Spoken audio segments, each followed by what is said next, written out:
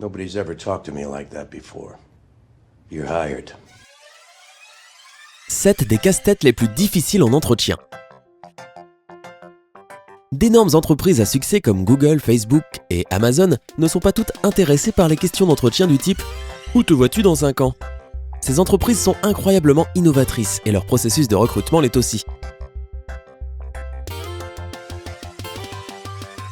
Penses-tu que tu as les compétences créatives nécessaires et l'esprit assez vif pour résoudre leurs questions d'entrevue difficiles ? Découvrons-le. Mais avant de mettre tes capacités à l'épreuve, n'oublie pas de t'abonner à notre chaîne et d'activer cette petite cloche de notification pour ne manquer aucune mise à jour de sympa. Commençons par une question d'entretien d'Amazon. Un câble de 24 mètres de long est suspendu au sommet de 2 poteaux de 15 mètres de haut. Peux-tu trouver la distance entre ces 2 pôles, à 1 décimale près, si le milieu du câble est suspendu à 3 mètres au-dessus du sol ? Tu as 20 secondes pour trouver la bonne réponse. Si ce n'est pas suffisant, n'hésite pas à mettre la vidéo en pause, comme ça tu auras plus de temps pour réfléchir.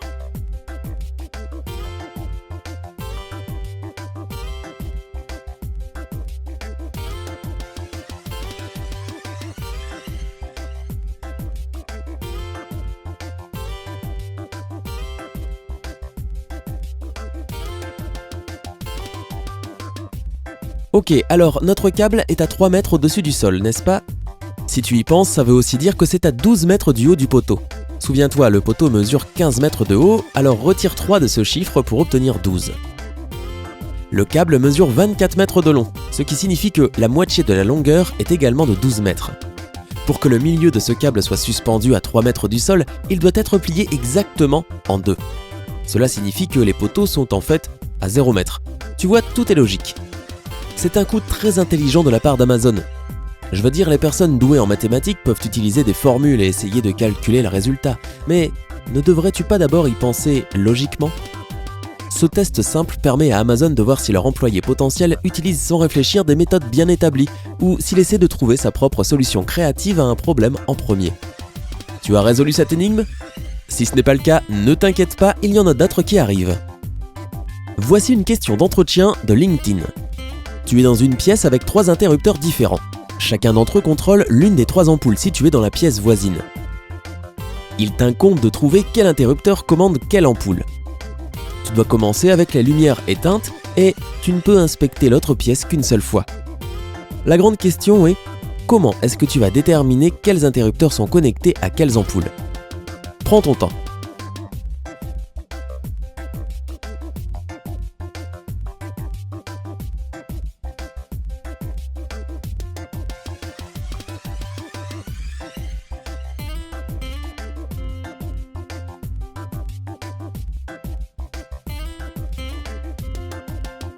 Donnons d'abord des noms pour faciliter les choses.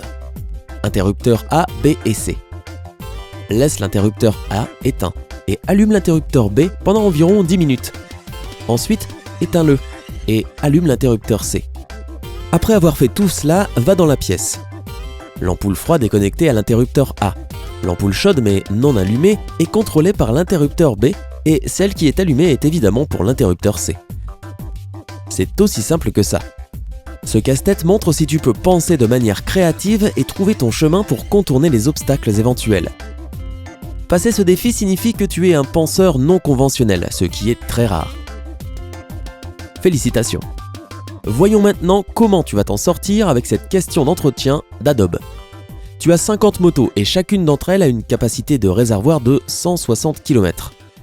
Jusqu'où peut-on aller avec ces 50 motos ? Réfléchis bien avant de répondre.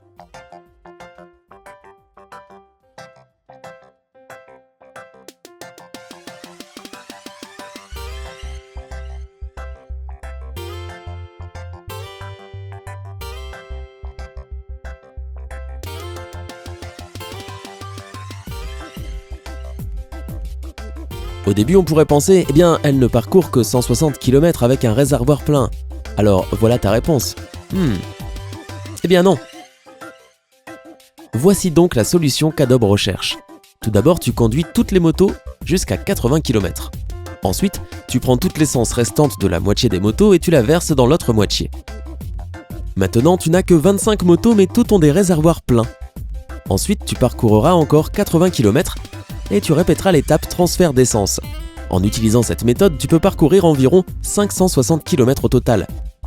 Bien mieux que 160 km, n'est-ce pas? Et c'est exactement la raison pour laquelle Adobe pose cette question. Si ton cerveau peut prendre un problème et trouver une solution plus efficace et plus rentable, alors tu seras un véritable atout pour leur entreprise. C'est logique, n'est-ce pas? Passons maintenant à cette question d'entretien Microsoft. Imagine que tu as 1000 bouteilles de jus de fruits. Waouh, jackpot. Oh mais il y a un piège. L'une de ces bouteilles contient un poison super fort et super amer. Comment savoir quelle bouteille est affectée avec le plus petit nombre de gorgées? Le temps presse.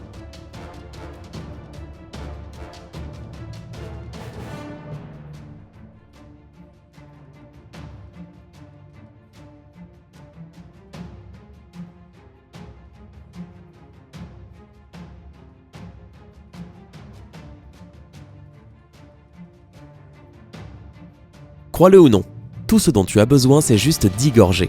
Tout d'abord, mets une goutte de 500 bouteilles dans une tasse et prends une gorgée.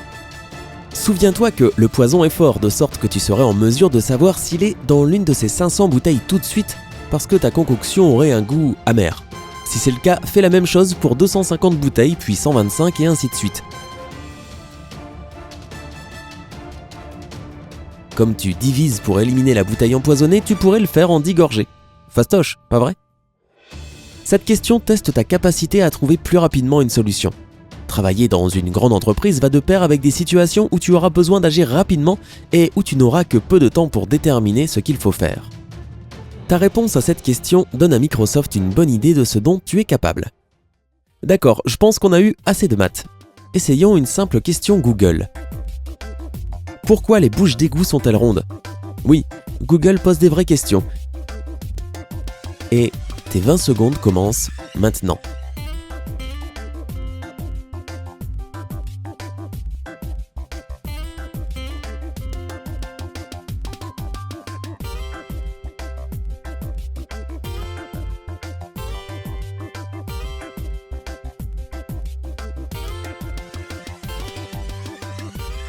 Faire des bouches d'égout rondes est tout à fait évident quand on y pense logiquement. C'est la seule forme qui ne peut pas tomber à travers elle-même.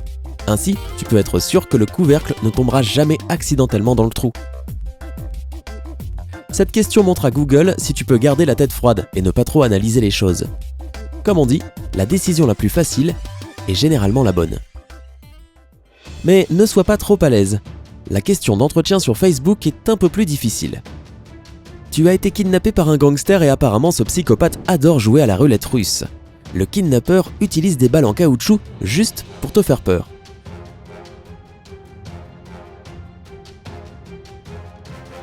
Quoi qu'il en soit, il charge 2 balles dans un ordre consécutif dans un revolver vide de 6 coups, le fait tourner, le pointe vers toi et tire.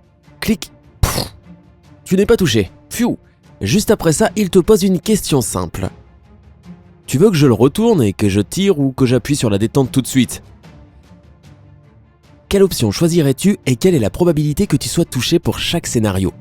Réfléchis bien et n'aie pas peur de mettre la vidéo en pause si tu as besoin de plus de temps.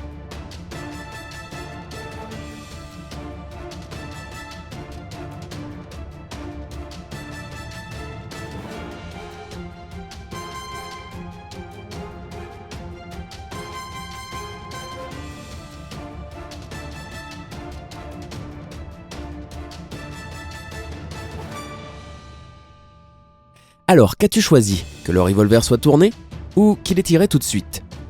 Réfléchissons ensemble. Les 2 balles en caoutchouc ont été chargées l'une après l'autre, n'est-ce pas? Il y a donc fondamentalement 4 façons d'arranger le revolver à 6 coups de sorte que le premier coup soit vide. Blanc, balle, balle, blanc, blanc, blanc. Blanc, blanc, balle, balle, blanc, blanc. Blanc, blanc, blanc, balle, balle, blanc. Ou blanc, blanc, blanc, blanc, balle, balle. Compte tenu de tout cela, les chances d'être touché immédiatement sont d'1 sur 4. Ou simplement 25%. Mais si le revolver est de nouveau tourné, cela changera et tu auras 2 options supplémentaires. Quand les balles peuvent tirer sur le premier coup, balle, balle, blanc, blanc, blanc, blanc, ou balle, blanc, blanc, blanc, blanc, balle. Et cette fois, la probabilité est de 2 sur 6 ou 33%. Il vaut mieux prendre le risque et lui dire de tirer tout de suite. Cette question en particulier montre à quel point tu es doué pour prédire les résultats. Peux-tu déterminer ce qu'il y a de mieux en prévoyant ce qui se passerait dans chaque scénario possible ? Si tu as répondu correctement à cette question et appliqué la même logique, alors tu peux très certainement le faire. Juste un conseil d'amis pour Facebook, peut-être choisir un scénario hypothétique moins violent pour tester cette compétence, hein ? Très bien, finissons-en avec une question d'entretien d'Apple. Il y a 3 boîtes devant toi. L'une d'entre elles ne contient que des pommes, une autre uniquement des oranges et la troisième à la fois des pommes et des oranges. Toutes les boîtes sont incorrectement étiquetées. Peux-tu ouvrir une seule boîte, sortir un fruit sans regarder à l'intérieur de la boîte et être capable d'étiqueter les 3 boîtes correctement en voyant ce fruit? Eh bien, c'est ta mission et tu as 20 secondes pour élaborer ta stratégie.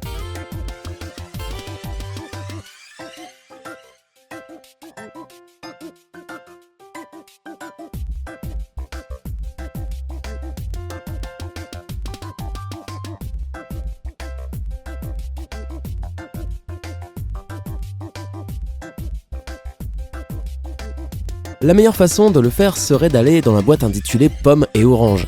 Toutes les étiquettes sont fausses, n'est-ce pas ? Cela signifie donc qu'il ne peut y avoir que des pommes ou que des oranges. Que tu sortes une pomme ou une orange, tu connais déjà l'étiquette correcte. Disons que tu as sorti une orange de la boîte. Alors tu as mis l'étiquette orange dessus. Ok, cette partie est terminée. Mais qu'en est-il des 2 autres boîtes ? Eh bien, si la boîte pomme est toujours mal étiquetée, et que l'étiquette orange est déjà apposée sur la bonne boîte, alors cette boîte doit contenir à la fois des pommes et des oranges. Quant à la dernière boîte restante, elle devrait être étiquetée pomme. Tada ! Comme beaucoup de ces tâches, cette question teste ta capacité à penser en dehors de la boîte. Sans jeu de mots aucun. Le processus d'élimination à l'aide de la pensée logique est une qualité indispensable pour une personne qui veut travailler dans une grande entreprise. Si tu as raison, beau travail, Apple aurait de la chance de t'avoir comme employé. Alors, à combien de questions as-tu répondu correctement ? Et quelle a été la question la plus difficile pour toi ? Dis-le nous dans la section commentaires ci-dessous. Si tu as aimé ce petit test, clique sur j'aime et partage cette vidéo pour défier tous tes amis. Abonne-toi à notre chaîne et reste avec nous sur Sympa.